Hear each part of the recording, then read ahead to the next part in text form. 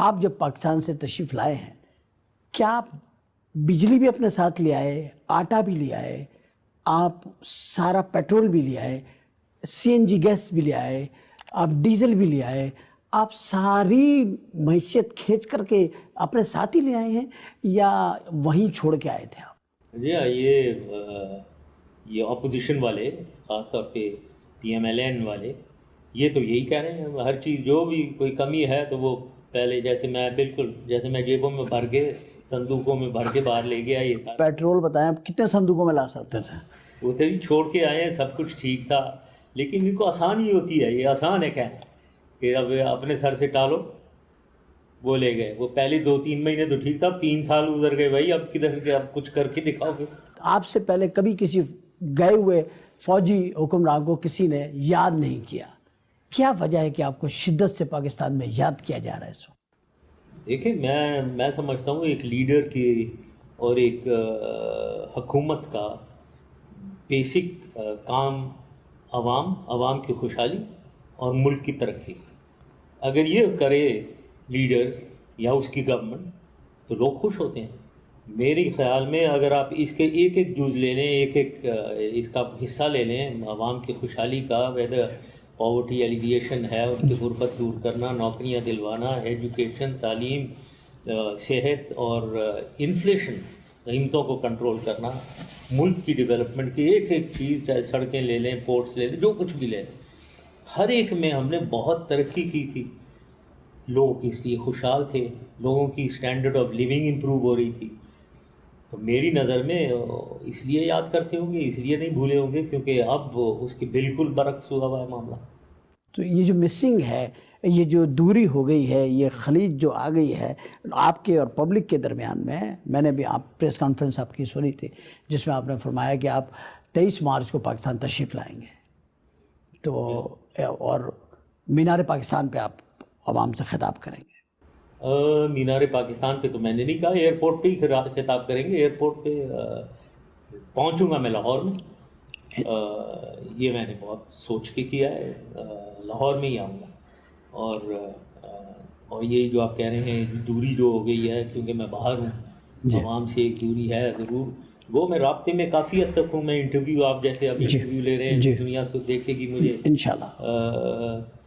اور بھی میں انٹرویوز دیتا ہوں، پھر ٹیلی فون کانٹیکٹس ہیں میرے، لوگ کانٹیکٹ کر رہے ہیں، تو اس لحاظ سے تو ہے. لیکن وہ جو ایک بالکل نزدیکی جو ہے ان کے اندر، وہ میں انشاءاللہ تعالی اسی لیے میں واپس آ رہا ہوں. 23 مارچ 23 مارچ کا دن آپ نے خاص کر کے چنا ہے کیونکہ اس دن قرارداد منظور ہوئی تھی، اور وہ بھی لاہور سے ہوئی تھی، اسی لیے آپ لاہور جانا چاہتے ہیں. اچھا، میں یہ کہنا چاہ رہا ہوں کہ اگر آپ صدر بن جاتے ہیں، پاکستان کے سربراہ بن جاتے ہیں، آپ کے ہاتھ میں پھر حکومت آ جاتی ہے، آپ کون سی ایسی اپنی 3 غلطیاں ہیں جو نہیں دہرائیں گے؟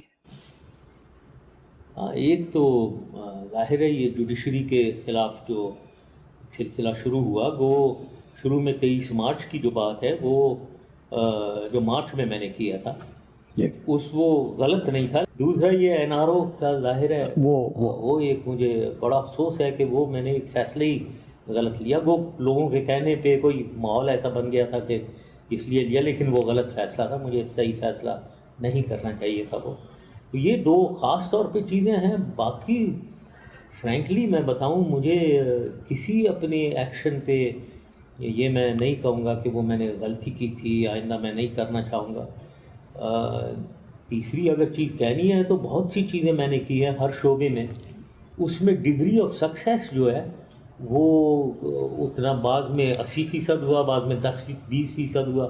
تو میرے خیال میں اس میں تیزی چاہیے. یہ میں بات کرنا چاہوں گا. اچھا سر، اتنی اچھی آپ نے 9 سال آپ کے اقتدار کے رہے، بہت زبردست آپ نے بہت کام کیا، دنیا آپ سے خوش بھی رہی، اور ڈالر ایک جگہ پہ رکا ہوا تھا، قیمتوں میں کنٹرول تھا، بہت ساری چیز تھی. یہ سب نہیں تھا جو ایمانداری کی بات جو اب ہو رہا ہے، یہ نہیں تھا. بالکل پاکستان مختلف تھا، یہ بھی طے شدہ بات. تو کیا یہ جو خرابیاں ہوئیں اور یہ سارا کچھ ہوا، اس میں کہیں آپ ایسا سوچتے ہیں کہ کہیں ایسا بھی ہوا کہ کلچر پالیسی ہمارے پاکستان کی کبھی بنی نہیں؟ کیونکہ کلچر جو ہوتی ہے ہماری، ایک ایسی، ہمارا آرٹ ایک ایسی چیز ہے جس سے سوسائٹی میں ایک سافٹنس پیدا ہوتی ہے اور لوگ سافٹ ہو جاتے ہیں، کیونکہ جگہ جگہ پر تقریبات ہو رہی ہے، مشاعرے ہو رہے ہیں، یہ ہو رہے ہیں. ان چیزوں کو فروغ دینا چاہیے تھا. اس کی کوئی پالیسی ابھی بھی نہیں ہے پاکستان میں. اوور آل ایک نیشنل لیول پہ شاید پالیسی نہیں ہے، لیکن یہ تو لیڈر کا کام ہے کہ اس کو فروغ دے. اور میرے خیال میں نے تو کلچر اور ہیریٹیج کو بہت فروغ دیا ہے. میں نے شروع ہی پہلے جب میں 99 میں پہلی چیز میں تو قائد اعظم مزار پہ گیا ہوں اور اس کی ایکسٹیریئر کو میں نے پورا 50-60 کروڑ روپے میں آرمی سے بنوایا، وہ ٹھیک کیا میں نے. پھر اسلام آباد میں ایک میں نے نیشنل ہیریٹیج میوزیم کھلوایا ہے جو پوری ہماری کلچر کی عکاسی کر رہا ہے. پھر اسلام آباد میں یہ میں نے ایک مونیومنٹ بنوایا ہے، وہ ایک خوبصورت مونیومنٹ ہے جس کو جب ڈگنیٹریز آتے ہیں ادھر لے جا کر دکھایا جا سکتا ہے. لاہور میں نے ایک باب پاکستان بن گیا ہوگا، میں نے تو شروع کرا دیا تھا، آرمی سے اور پولیس سے جگہیں میں نے دے کر وہ کروائی ہیں. پھر آرٹ کے آپ جو کہہ رہے ہیں، کراچی میں NIPA national academy of performing art جس کے ضیاء محی الدین صاحب انچارج ہیں، اور ہندو جن خانے کے اندر اس کو جو کھنڈر ہوئی ہوئی تھی وہ بلڈنگ، اس کو ہم نے ریہیبلیٹیٹ کر کے یہ بنایا ہے. تو میں نے تو بہت کچھ آرٹ کو پروموٹ کیا. میری مراد آرٹ سے یہ بھی تو تھی، لیکن ایک میری مراد تھی فلم انڈسٹری. ہماری انڈسٹری اب اس کے مقابلے میں آپ ہندوستان کو دیکھیں، ہندوستان نے کتنا زبردست اپنی انڈسٹری سے فائدہ اٹھایا. ان کی فیمیل اورینٹیڈ کنٹری بن گئی ہے. آپ دیکھیں ان کی تمام ہیروئنس کی وجہ سے ہندوستان کی پہچان ہے. مگر ہم لوگوں نے اپنی انڈسٹری کو اتنا نہیں وہ کیا جس سے ہماری مارکیٹ نہیں بنی پوری دنیا کے اندر، اور ہمارے لوگ آج بھوکے مر رہے ہیں، کسمہ پرسی کی حالت میں ہیں. ان کے جنازوں پہ خرچے نہیں ہیں، ان کے علاج کے خرچے نہیں ہیں. مطلب یہ ایک چیز ہے جس کی میرا خیال ہے توجہ دینے کی ضرورت ہے. یس، لیکن میں یہ بھی بتاؤں کہ آپ نے ایک مشہور فلم ہوئی تھی ایک خدا کے لیے، جی ہاں، اس میں میرا رول تھا اس میں، اس کو پروموٹ کرنے میں، جی ہاں اس کو بنانے میں. سر ایک فلم بنی نا سر 5 سال میں 10 سال میں. لیکن میں یہ کہوں گا کہ ہمیں انفارچونیٹلی پاکستان میں ایک جو ماحول ہے کہ آرٹسٹ کو بعض وقت بری نظروں سے دیکھا جاتا ہے، جی ہاں، وہ ختم کرنا چاہیے. بالکل آرٹسٹ ایک آرٹ ہے وہ، اور اگر وہ اپنی فیلڈ میں کوئی اچھا کر رہا ہے یا کر رہی ہے اس کو قدر کی نظر سے دیکھنا چاہیے. اچھا سر، ایک بات میں آپ سے کنفرم کرنا چاہتا ہوں، بڑی لائٹ موڈ میں کنفرم کرنا چاہتا ہوں. میں یہ چاہتا ہوں سر مجھے اتنا بتا دیں اپنے اطمینان کے لیے، میری سیٹسفیکشن کے لیے، ایک پاکستان کے ایک چھوٹے سے ادنا سا ایک عوام کا سوال ہے آپ سے، آپ صحیح جواب دے سکتے ہیں. ہمارے پاس ایٹم بم ہے نا سر؟ 100%، 200%. مطلب چل بھی سکتا ہے، ایسا ہے نا ہمارے پاس؟ اور اچھا چلے گا، دوسروں سے بہتر چلے گا. لیکن سر یہ مجھے بتائیے کہ یہ پھر کیا بات ہے، لوگ باہر سے آ رہے ہیں، ہمارے ایٹم بم سے کوئی ڈر نہیں رہا ہے، لوگ آ رہے ہیں ہمارے ہی گھر میں ہمیں مار کے جا رہے ہیں. تو یہ بم ہم نے کس سے شبرات کے لیے رکھا ہوا ہے سر؟ نہیں، خیر ایٹم بم کا استعمال کوئی چھوٹی موٹی نہیں سر، اس کا ایک روک تو ہوتا ہے نا سر. اس کا ایک بات یہ ہے کہ دیکھیں، ایک ہوتی ہے ڈیٹرنس، ہماری اسٹریٹجی ہے ڈیٹرنس، کہ آگے والا کچھ کارروائی نہ کر سکے، وہ ڈرے کہ ہم کچھ کاؤنٹر. وہی میں کہہ رہا ہوں کہ ہمارا ڈر بھی نہیں ہے. ہاں، وہ ڈیٹرنس جو ہے وہ ہوتا ہے ایک ہتھیار کی یا ایک فورس کی پوزیشن ہونا کافی نہیں ہے، اس کی انٹینٹ ٹو یوز کہ میرے پاس ہے لیکن اگر میں ڈرا ہوں میں نے استعمال ہی نہیں کرنا، وہ ڈیٹرنس نہیں ہے. لیکن سر ابھی انڈین ہے، ابھی انڈین ہے، ایک میں صاف نام لینا چاہتا ہوں. ہندوستان نے کہا کہ جیسے ابھی ہوا ہے پاکستان کے اندر ایک ایکشن ہوا، جو بھی آپ کے علم میں ہے وہ ایکشن ہوا، ہندوستان بولتے ہیں کہ جی ہم بھی اپنے جو وانٹڈ لوگ ہیں جو پاکستان میں ان کا شبہ ہے کہ پاکستان میں ہیں وہ لوگ، تو ہم بھی اسی طرح کا ایکشن کر کے تو وہاں سے وہ آدمیوں کو لے جانا چاہتے ہیں. تو یہ اس پہ آپ کیا کہنا چاہیں گے؟ یہ ہم ہندوستان کو بھی یہ اجازت دے دیں گے کہ وہ اسی طرح رات کے ٹائم پہ آئے، اترے خاموشی سے اور بندے لے کر کے چلا جائے؟ مطلب یہ تو اگر ہم نے پہلی چیز تو یہ ہندوستان کو یہ سوچنا نہیں چاہیے کہ وہ کوئی سپر پاور بن گیا ہے دنیا کا. وہ ہم تو اس کو ریجنل پاور بھی ابھی تک نہیں ایکسیپٹ کر رہے ہیں. دوسری چیز یہ ہے کہ ان کے پاس یہ کیپیبلٹی ہے ہی نہیں کہ ایسے وہ کر سکیں.